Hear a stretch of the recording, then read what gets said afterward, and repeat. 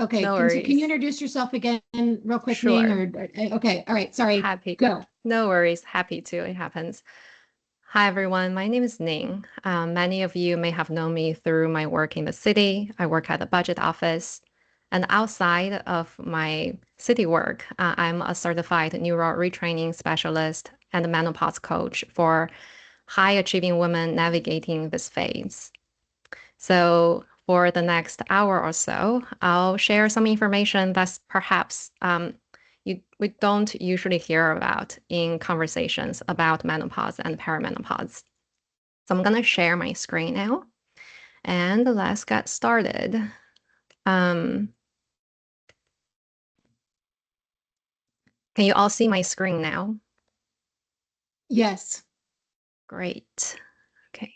Um, And Courtney, if I'll try to also pay attention to the chat during the presentation. However, I may need your help if I missed stuff.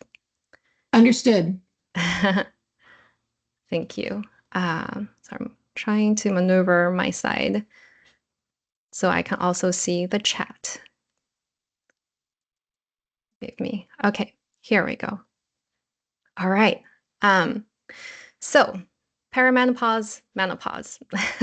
It seems like a hot topic. I see a lot of discussions online. I myself, I'm going through it. That's why I was interested in this topic in the first place. Now, before we dive into the nitty-gritties of perimenopause, I just want to share a video clip and let me know in the chat if this resonates. Well, my mother is going through puberty. Cougar puberty. I knew this day would come. I just didn't think it would happen this fast. This is a very confusing time in her life. There are some complicated feelings. I don't even know if she knows how to process them all. And the moods. Oh, the moods. 1 second, she's totally fine. The next, she's crying because we're out of cheese. Cheese?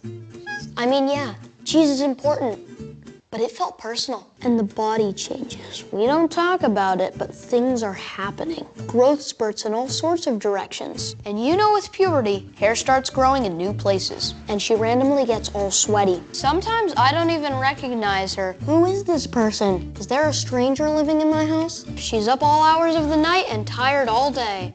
Cougarty. She's got her own style, and I want to let her have her own creative freedom and not limit her self-expression. But honestly, she's got this sassy, I don't care attitude. It's kind of inspiring. I've even heard her talking with her friends about drugs. HRT? This is the age when they start to get curious about these things. I miss when her cute little brain was actually working. At the end of the day, it's my job to love her through it and remind myself that this is all normal development. Growing up is tough, but I'm really proud of the woman you're becoming. This too shall pass.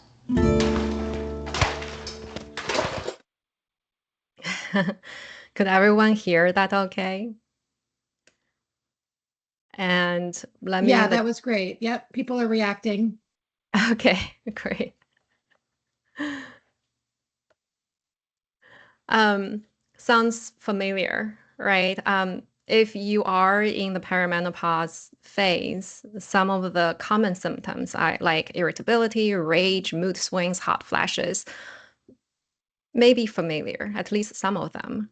And in reality, there are dozens more symptoms associated with this period of life. So I just want to take a quick poll before we get into the science of it. Let me know in the chat, where are you on this journey? Just type your number in the chat.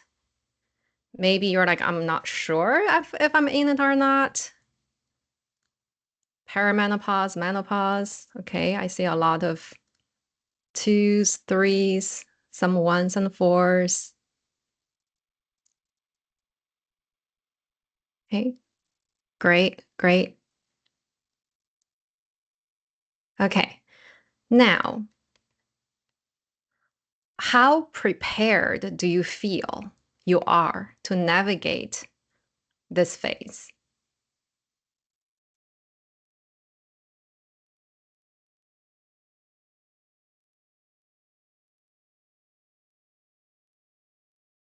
Okay, I see a lot of 2s, 1s, 2s, 3s. Great, great. 2s, 3s. Okay, thank you. This really helps me understand where everyone is. Now, wherever you are, whichever number you just put in, you are in the perfect place, in the right place to be. So in the next hour, we're going to cover some basic information about menopause, why modern life makes this phase harder, the missing piece of information, the adrenal glands that people don't always often talk about. We're going to talk about some solutions to support this transition. And then finally, I'd like to provide a different perspective, a reframe of this period of life. Okay. So first, basics, just so we're all on the same page about what's happening in our body and why. Terminologies. Menopause can feel confusing, and there are a lot of terms thrown around. So what we call menopause actually has 3 distinct phases. First, perimenopause. It starts in our 30s, or some people experience it only in the 40s. This is really the long runway towards menopause, and it can last 10 plus years. And most of the symptoms we're experiencing are symptoms of perimenopause, right? Then, after perimenopause, we enter menopause. It's really one point in time. It's that one day when you have 12 consecutive months without a period. The average age for menopause is 51 to 52 in the US. And then from that day on, from menopause, we enter postmenopause for the rest of our lives. Okay. Now, as I mentioned, there's like a whole suite of symptoms associated with menopause. And I feel like every time I look, there are new symptoms added to the list. On this graph, these are the most common ones that people associate with menopause. And roughly 75% of women report that they experience at least some of the symptoms. So if you are struggling with symptoms, you are certainly not alone. And I also want to point out that it's really hard to confirm or detect perimenopause from blood work because our hormones just fluctuate really wildly during this period of life. But before labs could show it, our nervous system feels it first, and this is often overlooked. So as you can see on the graph where I circled it, in early perimenopause, irritability, anxiety, depression, mood swings are often the first signs of perimenopause, and they get misunderstood as mood disorders or just stress or just PMS. So 2 years ago, how I realized I was in perimenopause was my unexplained rage and irritability sometimes towards my husband mainly. Especially 10 days before my cycle starts, I would just really feel tired and irritable. I remember moments where I just felt this rage inside of me. I just wanted to bite off my husband's head for like very, very petty things. And my husband lovingly told me that like he felt scared of me for like 10 days of the month. And then I'd feel this like deep shame and guilt of like, why did I just do that? Why did I just lose my patience and lose my temper? That was just unlike myself, unlike me. So if you are feeling that way, you are not alone, and it's a normal sign, a normal symptom. Okay. Now let's get into the why. This piece you may be familiar already. So we enter perimenopause when our ovaries slow down in producing sex hormones that drive reproduction, right? Mainly estrogen and progesterone. These hormones control our menstrual cycles. So as you can see, if you're looking at the reproductive years towards the middle of the graph, it's very rhythmic, very predictable. These hormones fluctuate each month in sync in very predictable ways, driving our menstrual cycles. And towards the end of our reproductive years, these two hormones fluctuate and decline. They fluctuate very wildly, high highs and low lows. They start to look like my 5-year-old's drawing, right? And because of this, and all the symptoms are mainly associated with the fluctuation and decline of these two hormones.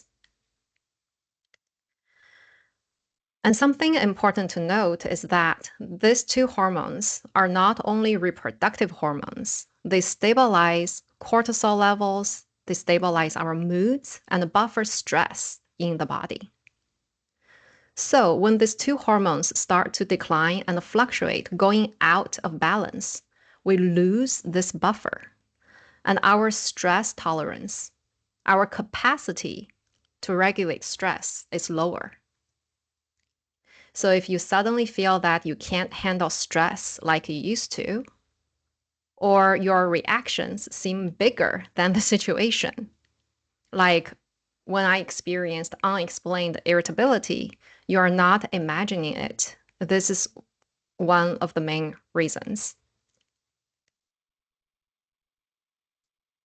Oops, sorry, why it's on repeat. Okay, so we just learned that hormone decline and fluctuations lead to many symptoms, right? So what do we do? Fix hormones? Like that seems like the obvious answer, right? Well, not so fast. So most of the conversations about menopause really focus on hormones, how to balance hormones, how to fix hormones. But here, what I want to talk about is an important missing piece of information, and it's actually key to having a smoother biological transition. And that missing piece is our adrenal glands. So adrenal glands, as shown on the graph, these two little dots, they sit atop each kidney and produce hormones essential for sleep, our circadian rhythm, blood pressure regulation, energy production, stress response. And during perimenopause, when ovaries slow down in producing estrogen and progesterone, our adrenal glands actually produce a small amount of sex hormones to buffer this transition. And post-menopause, when ovaries completely stop producing sex hormones, adrenal glands become the main producer of those hormones. So it's pretty amazing, right? Nature actually has given us this backup system to smooth out this biological transition. But here's just one problem. Adrenal glands are busy multitaskers. And most importantly, they are the body's primary stress response system. So when our body is under physical or emotional stress, adrenal glands produce cortisol, right? Most people are familiar with cortisol. That's our stress hormone. And high levels of cortisol keep us stuck in fight or flight. Now you can probably imagine if our body is under chronic stress, the adrenal glands are occupied with producing cortisol, or they simply just become sluggish after decades of chronic stress and producing high levels of cortisol. They're just too tired. They don't have enough capacity to produce sex hormones as the backup system. That lowers our resilience. And that leads to more hormone imbalance because this backup system is down. And this can help explain why women with a history of anxiety, depression, adverse childhood experiences, or trauma history tend to experience more severe menopause symptoms because their system capacity was already low. They were already under chronic stress.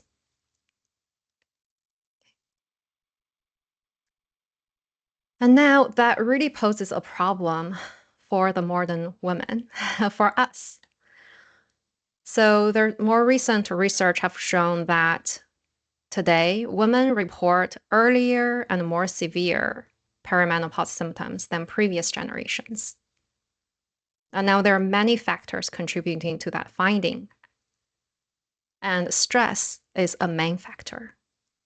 So let's just talk a little bit about how our grandmother's generations, not even that long ago, how our grandmother's generation lived differently from our generation today. Right? I think our grandmother's generation, generally speaking, they married young, they had kids young, in their 20s or even teens. So by the time they get to perimenopause in late 30s or 40s, their kids were mostly grown, or at least pretty independent. And they were not typically trying to have a career, climb the career ladder, lead a team, or they were not trying to work at all. I'm not here to discount any other hardships they may have experienced, but this work, caregiving, and biological shift, like triple pressure that we're facing today, is pretty unique to our generation, to today's women, right? And very often, like when we get to perimenopause and menopause, we actually reach our peak responsibility years. So type in the chat, how many of you have kids that you still need to be pretty actively involved in as you are going through this transition? Just type me, M-E, in the chat if you are facing this triple pressure.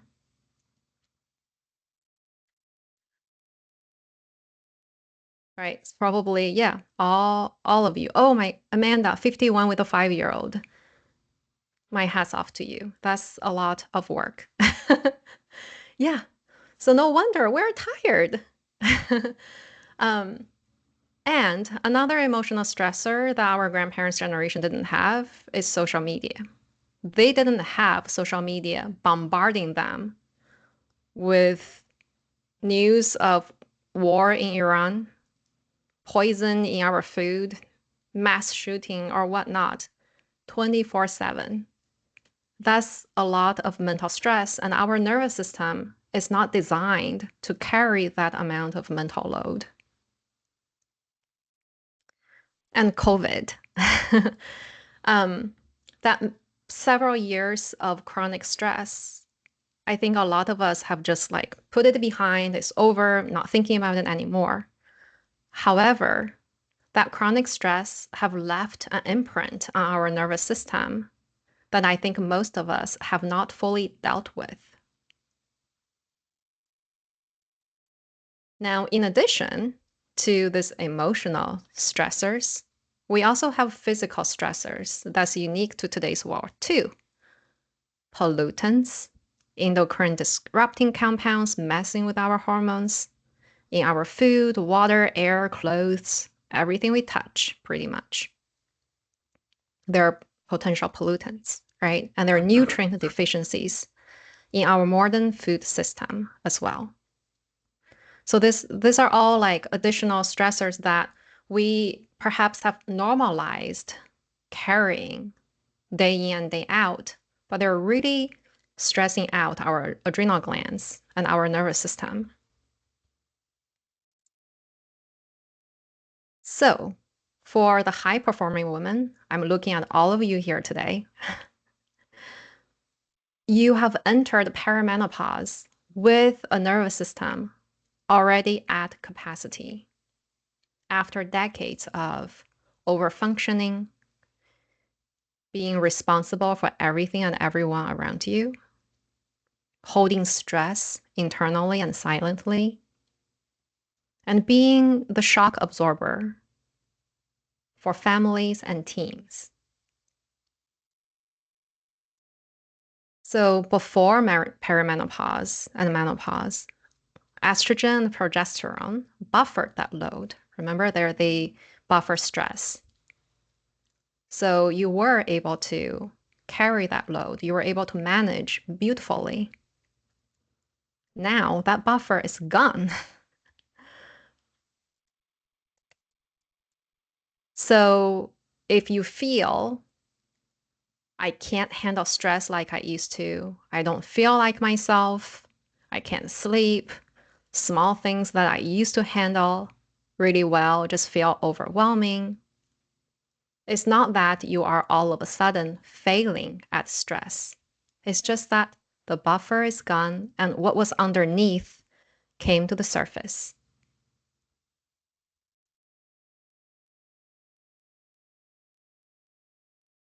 So, to put everything in one graph, we can't blame hormones for all the symptoms we're experiencing. Perimenopause didn't create those stress patterns. What's really happening is cumulative stress meeting hormonal instability that leads to less capacity to buffer stress, right? This hormone instability really reveals what was underneath for a few decades. And then when our body has a lower ability to cope with stress, it leads to this vicious cycle of more stress on the body, more hormone instability, and that even further lowers our ability, our capacity to buffer stress. So really, in one sentence, stress lowers our body's ability to cope with stress, and that leads to more hormone imbalances.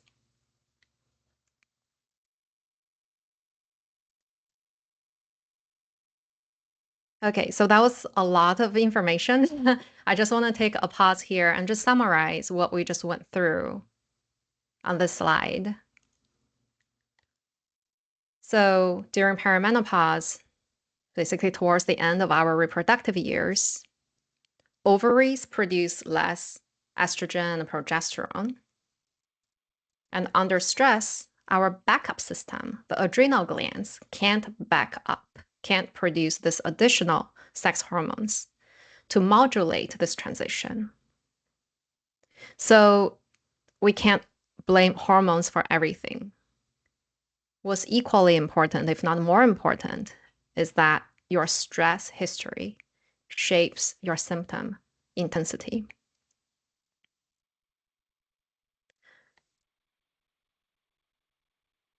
Now, if you're feeling like, oh no, we are doomed, there's just so much stress, don't panic. There are solutions to help smooth out this transition. And it doesn't have to take years. Using myself as example, right? I mentioned earlier that I started experiencing perimenopause actually around 38, like 37, 38.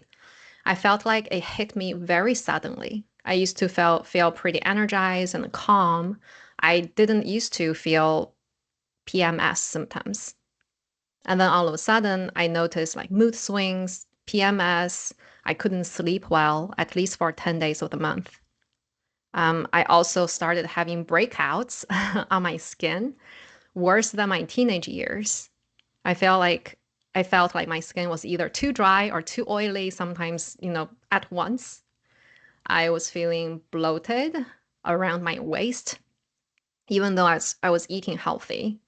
I remember one day I was like trying to put on my clothes. I looked in the mirror. I was like, oh no, my belly is bigger than my butt. Like, that's not right.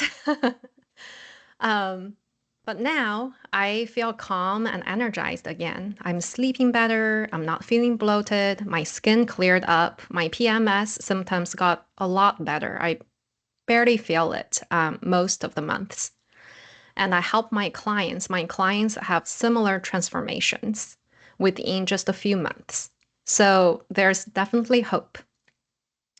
So today I want to share just some tips within the limited time that we have together.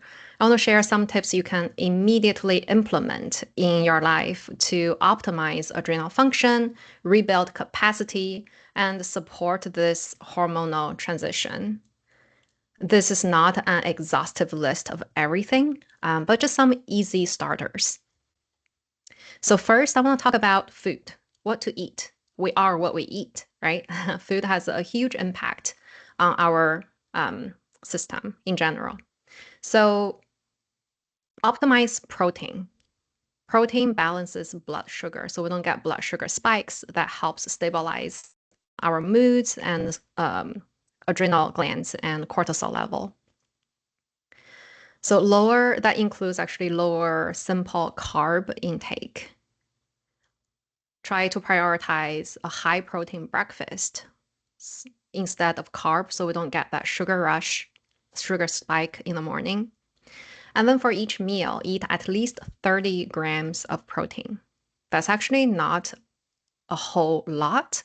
I'm usually less worried about people's protein because we eat a lot of protein in our diet in general. So for 30 grams, if you are a meat eater, it's really just like a palm-sized chicken breast. That's 30 grams of protein. So you don't need to overdo it. So stress really depletes minerals and micronutrients in our body. So one sign of mineral depletion is salt cravings. If you feel like you're really craving like salty food, savory food, that means you should perhaps add more like quality salt, seaweed, herbal teas like nettle, or even electrolyte supplements in your diet to increase mineral levels. Our adrenal glands also love vitamin C and Bs, and our modern food system don't offer enough nutrients in our food, unfortunately. So adding a high quality multivitamin may also help, right? If you feel like you're not adding enough nutrients, especially micronutrients in your food.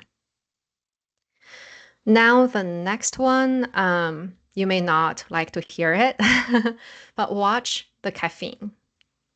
So while caffeine feels energizing, it's actually depleting. It can spike a stress response and spike adrenal hormones. So if you feel you can't get started without a cup of coffee in the morning, it means your adrenal glands need some love. So even if you can't cut coffee immediately, maybe swap it out with green tea. Or better, add adaptogens to your diet. So adaptogens are natural herbs or mushrooms that help the body adapt to stress. So if we are stuck in fight or flight, like have this jittery high energy, adaptogens help our body calm down. If we're stuck in freeze, have really low energy, feels like we can't function, it's hard to get out of bed, adaptogens help us modulate and bring up the energy level. Some common examples that are really easy to find from even grocery stores or online is ashwagandha, reishi mushroom, licorice, tulsi tea. Those are all pretty easy to find. Like my husband, when he first was trying to cut caffeine, he actually just started adding reishi mushroom powders that you can just find online, reishi mushroom extracts, into his watered down coffee to supplement adaptogens, right? Because reishi mushroom has a natural like bitter taste, so it doesn't change the coffee flavor too much, not at once. Or you can maybe cut coffee with, one good way to do is like cutting your coffee with raw cocoa powder, organic cocoa powder. That's actually really delicious and adds more energy, sustained energy to your day without too depleting.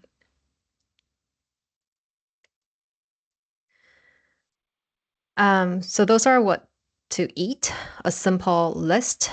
not exhaustive. I'm sure even if you just go online, Google like how to support adrenal glands or what to eat during menopause, you're going to find a lot of information, really good information. So what to do? What can we do? First and foremost, stress management. Lower our cortisol levels is really important. Activities such as meditation, breath work, movement, being in nature, laughter, community, anything that makes you feel joy and lowers your cortisol level is good. Now, one fast and lasting way to do that is to rewire, to dissolve our stress triggers through neural retraining. We can rewire our brain's stress response patterns really quickly so that we don't get triggered into stress in the first place. That's what I'm trying to do, and I'll talk about it a little bit more later. Next, regulate our circadian rhythm and protect sleep. Right? Everyone knows sleep is really important to our body function in general. It's also an incredible tool for keeping our cortisol levels in check. Right? If we are sleep deprived, we probably feel cranky. So try to stick to the same sleep schedule every day, same meal schedule. Practice like sleep hygiene. No screen before bedtime, for example. Like all these practices keep your natural body clock on track. Next, exercise. Again, I don't think I need to state the importance of movement. It's important in general. I just want to add a couple of extra notes for menopause. So first, add strength training if you haven't for bone health and prevent osteoporosis. Because estrogen slows down bone loss. And during menopause, because estrogen level is lowered, so our bone loss accelerates. Adding strength training helps protect that bone density and slows down bone loss. But another thing, another note is exercise, but don't overdo it, because too much exercise actually adds stress to the adrenal glands, to our nervous system. So how to tell if you're doing it too much is if you feel exhausted after working out and it takes a long time for you to recover, it's a signal that it's actually putting stress on the body. If that's the case, slow down, try gentler movements like yoga or like taking walks, right? Like everything in moderation, including exercise.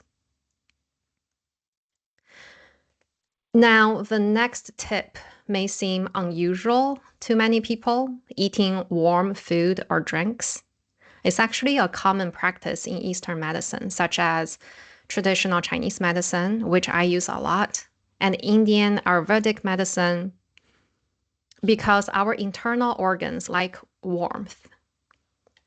So basic physics, right? Warm expands and cold contracts. When we eat warm food or drinks, our blood vessels expand, promotes blood flow, and muscles also relax. The muscles that make up the digestive tracts and organs relax, promoting digestion. It's just easier when our body is warm, when our digestive system is warm. It's easier for our body to move nutrients around and carry away waste. Just having better blood flow. When it's cold, right? When we like drink a lot of, let's say you have like a iced tea, right? Or just ice water, or eat like a huge cold salad just out of the fridge as your main meal in a cold day. Is our body's cold, our blood vessels contract, our muscles tighten up. That really slows down circulation, slows down digestion, and causing stagnation. So think about like brain freeze, like when you eat too much ice cream or drink like a slushie, and your body just got like a cold shock, right? It's like, it feels like your body just like twisted into a knot, or your brain feels like it's really cold. It's because all of a sudden there's just less blood flow. Your blood vessels contract. It doesn't feel good and it's not healthy. That means our body needs to take extra energy to compensate for that. So in traditional Chinese medicine, we say like when we really protect the midsection, make sure it's warm, because when it's cold, our body puts on more fat to protect the internal organs, making like weight loss harder, especially as our body slows down in digestion in general when we get older, right? We become more insulin resistant. Digestion just slows down. It's even more important now to protect this area and eat more warm food and drinks.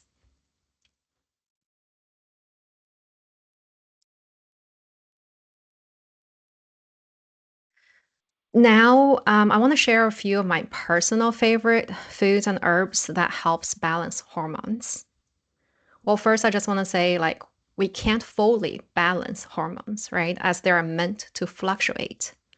But there are foods and herbs that can help buffer these wild fluctuations.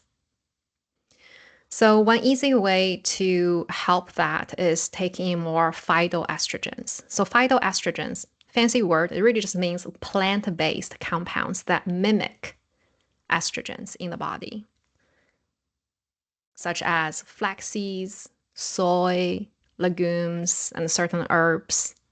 So if you just start to incorporate them more into your everyday diet, over time, you may notice a difference. And what's better is like there are whole foods that just not only help balance hormones, they also add other nutrients to the body, add more fiber, just promotes overall better immune system, better body function in general. Now, there are two things that I use that really help me a lot. One is royal jelly. If you've never heard of it, royal jelly, is a bee product. Worker bees make royal jelly as queen bees' food. You can find them online in different forms. Sometimes they come in like capsules or extracts. The best way is to actually just buy the raw form that comes refrigerated.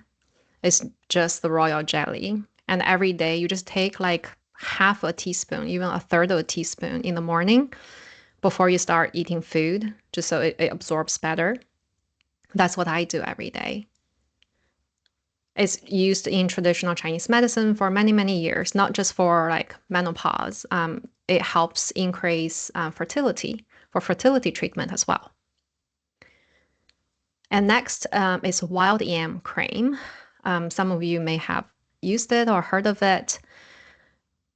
You can just put it on your body, on your anywhere you have skin, really.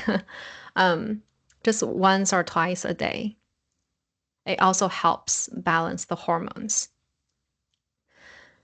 Now, I just want to say that these are not like miracle cures that you take it once, you immediately feel the difference, right? There are whole body system supports that slowly transition your body to be more resilient. Royal jelly, wild yam cream, from what I could read, they typically take like 6 to 8 weeks to really notice a difference. But if you're consistent with it, it just supports your whole body function. And I really like using them.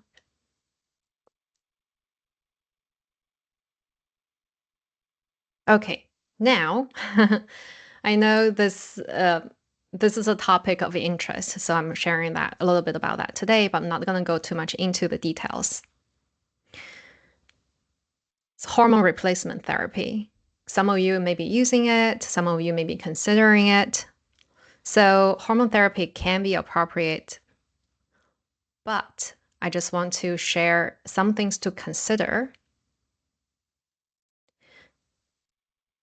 One, hormone replacement therapy can lead to possible long-term side effects.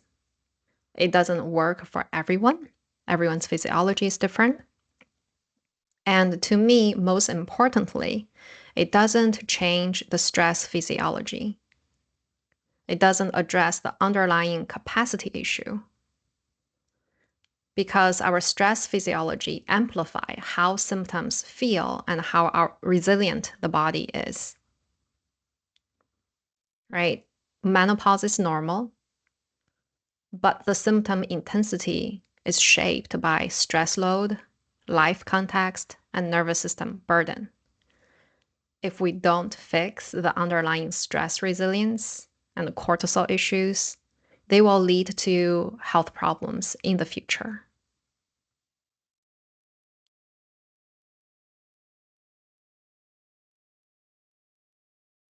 So, with that in mind, from what I practice and what I help my clients do, I think there is an ultimate solution beyond just like what to eat, how to exercise, and whether to take hormone replacement therapy or not. So before I go further into this ultimate solution, neural retraining, I want to offer you first a different perspective, a reframe on menopause, because I think this alone can shift how we view this period of life and the stress level, just thinking about it, right? So in our youth-obsessed society, we have absorbed the message that menopause is a decline. It's something that women have to suffer through and endure and hope that it will end soon. However, in many traditional cultures, menopause is actually a sacred period of renewal and wisdom. I'm Chinese. I practice Chinese medicine, so I want to offer a perspective from traditional Chinese medicine. So in traditional Chinese medicine, menopause has a name, second spring, right? It's a recalibration. It's not a decline. First spring is puberty, right? Hormones also change and fluctuate. That's when the energy goes outward towards reproduction, caregiving, performing, proving. And in that period of life, in our reproductive years, we become whoever everyone else needed us to be.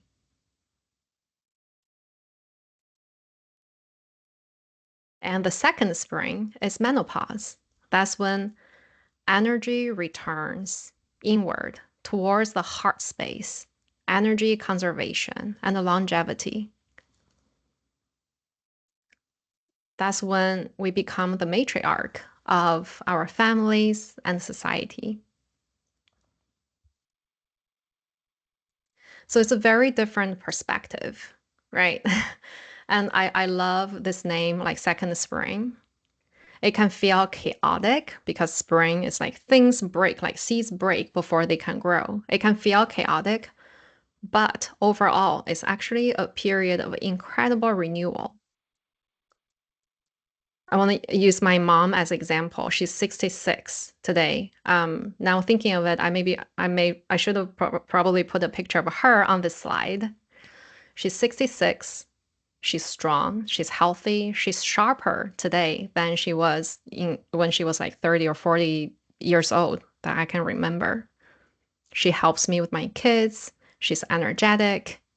So she's living her best life now, more than 20 years ago. She's truly like stepped into her second spring with power, not decline. And we can all do that.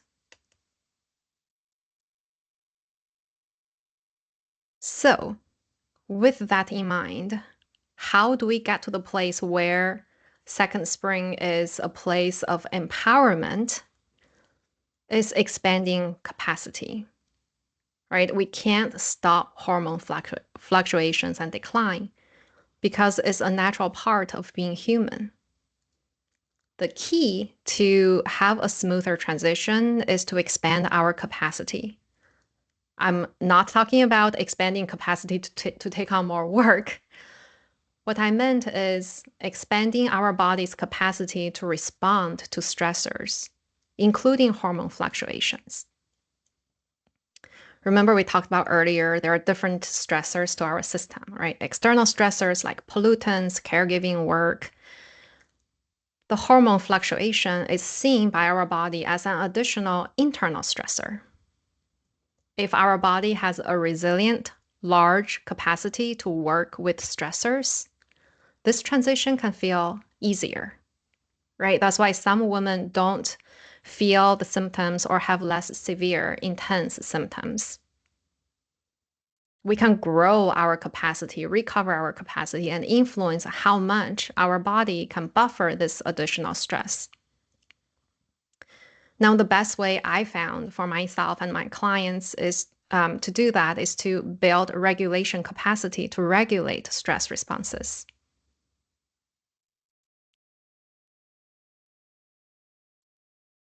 And how do we do that? Is by rewiring the stress response patterns in our brain, so we don't get triggered into stress in the first place. For example, a few years ago, right, like mess in the house really triggered me, right? So like if I walk in the door, I was like shoes on the ground, like food wrappers, like all over the place. Like I just felt like this stress, this irritability rising in my body that I couldn't control, even though like consciously I know it's like, okay, it's all right. I have 2 small kids. They don't know how to clean up yet. Like they're just excited to play. Of course, there's a mess. But internally, my brain has been wired to see this mess as a danger. It triggers my body into a stress response. So the key is not to, I can't remove all the stress triggers in my life, right? That's just not possible. But what we can do is rewire the stress response so we don't get triggered into a stress response. So it's not coping. It's not about calming down after I get triggered. That's helpful, but it's not always working. Also, it's not about mindset tips. Just think differently, right? Just use your will to think differently and change how you behave. So what I'm talking goes a lot deeper. It's at the neurological level. It's in the subconscious level, really outside of our conscious control. And after rewiring, what people experience is more calm, confidence, and clarity. Our energy will return because energy is not wasted on that baseline anxiety and stress that we always carry. Our adrenal functions will recover. And as a result, we'll feel less intense physical symptoms as well.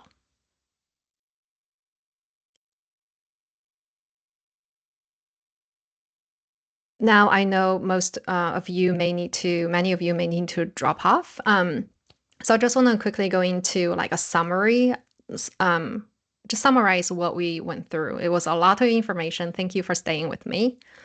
So to summarize, estrogen and progesterone buffer stress. They are not only reproductive hormones, they are stress buffers. During menopause, that buffer is gone, increasing our body's stress sensitivity.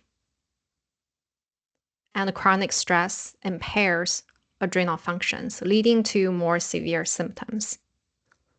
So, while hormones is important, stress reduction is key in menopause care. And there are many, many ways that we can manage stress and recover the body's function and the capacity to handle different stressors in the body, including hormonal shifts.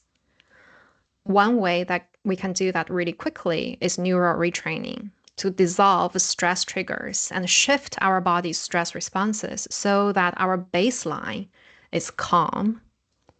We don't have to will ourselves into like, take a deep breath and calm down. So we don't have time to do a demonstration of a rewiring session. However, I will share with you in the chat, and also I'll ask Courtney's help to share a post-workshop questionnaire.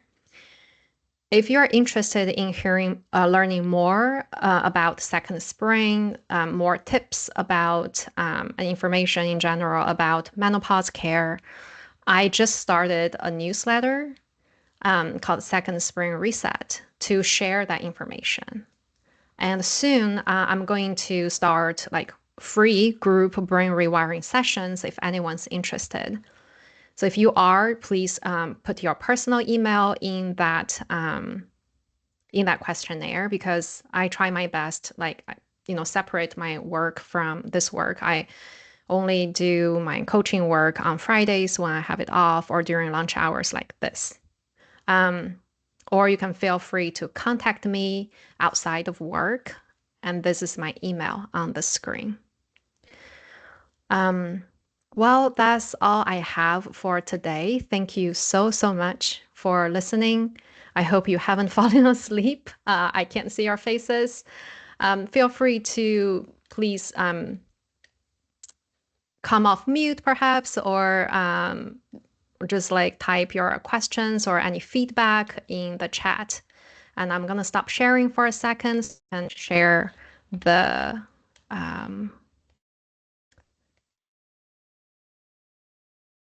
share this in the chat.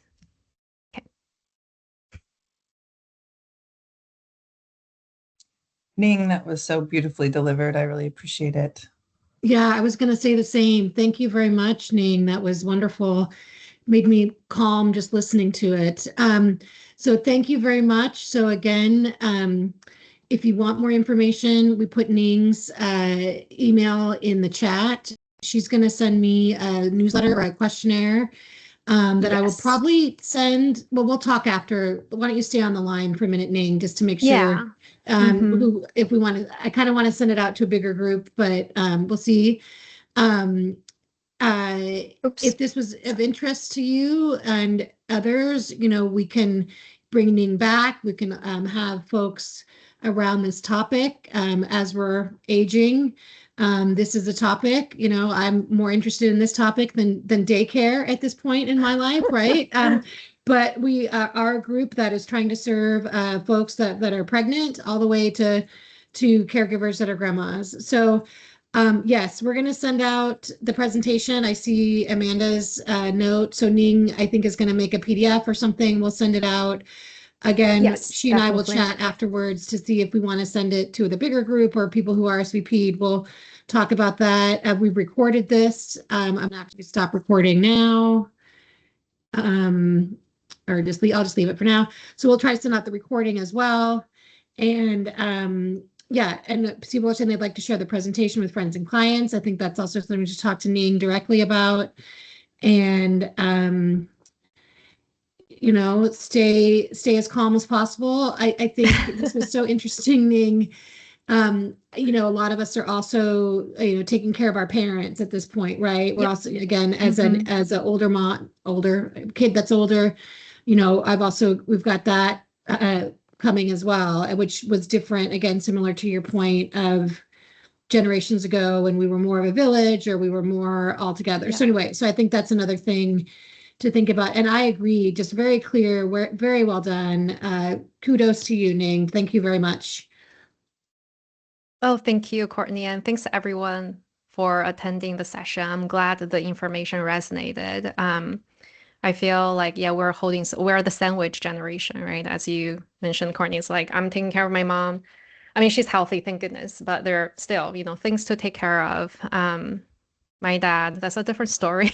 So we're just holding a lot. I think as women, we've normalized holding on to this much stress, right? We're just like, oh, that's just who we are. This is just what I do. We always wear multiple hats, right?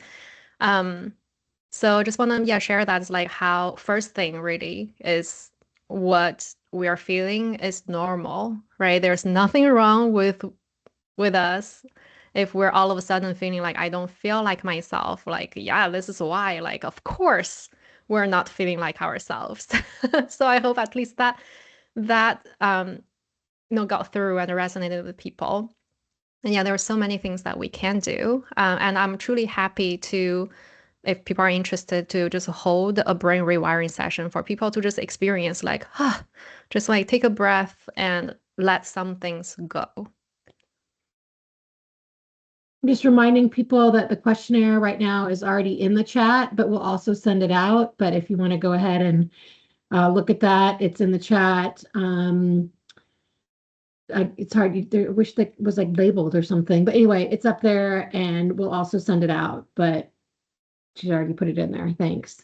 Yeah, no worries. I should add a sentence. I just said a questionnaire after the link. But yeah, I know some people probably have already left. So yeah, I'd appreciate you sending that out. It's also this is the first time I'm sharing this information with a group of people.